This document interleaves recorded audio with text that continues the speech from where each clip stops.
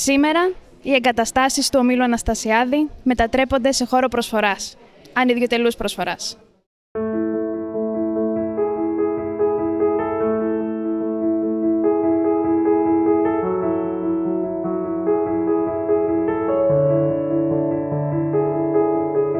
Κύριε Αναστασιάδη, ποια ήταν η σκέψη πίσω από την απόφαση του ομίλου να πραγματοποιεί τακτικά αιμοδοσίες?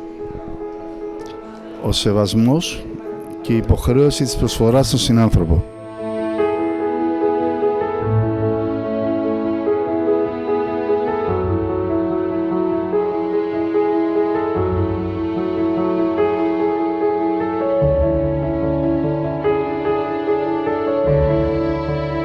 Κύριε Αναστασιάδου, πώς συνδέεται το κοινοφελές ίδρυμα Ευγενία Αναστασιάδου Σμυρναίου με τη σημερινή πρωτοβουλία? Καλησπέρα σας και καλώς ήρθατε. Ευχαριστούμε όλο τον κόσμο που είναι σήμερα εδώ. Το κοινοφελές ίδρυμα Ευγενία Αναστασιάδου Σμυρναίου, υπό την αιγίδα της Αναστασιάδης Group, είναι ένα ίδρυμα το οποίο μόνο προσφέρει σε ανθρώπους, οικογένειες μονογονεϊκές, φοιτητές, σπουδαστές που το έχουν ανάγκη. Οπότε και σήμερα θα συνδράμουμε με τη βοήθειά μας όπως μπορούμε στον συνάνθρωπο. Ευχαριστούμε πολύ.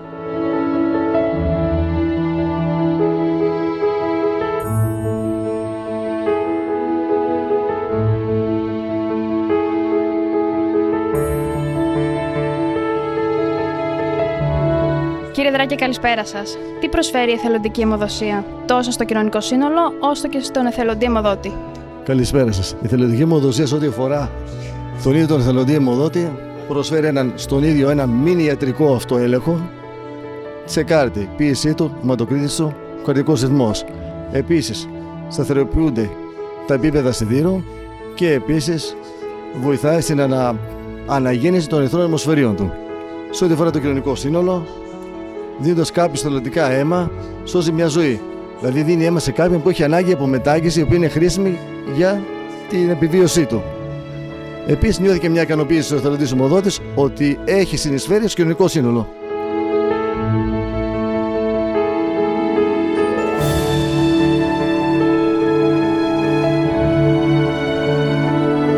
Σήμερα ήταν μια πολύ όμορφη μέρα, γεμάτη θετικά συναισθήματα. Αυτά που γεννιούνται κάθε φορά μέσα από την προσφορά.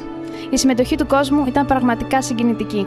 Σας ευχαριστούμε όλους που μοιραστήκατε μαζί μας στιγμές αγάπης και αλληλεγγύης. Όσοι δεν τα καταφέρατε αυτή τη φορά, σας περιμένουμε στην επόμενη αιμοδοσία. Ο Όμιλος Αναστασιάδη δεσμεύεται να συνεχίζει να στηρίζει και να ενθαρρύνει κάθε πρωτοβουλία που προάγει την προσφορά και το κοινό καλό. Γιατί έτσι ο κόσμος μας γίνεται λίγο πιο φωτεινός.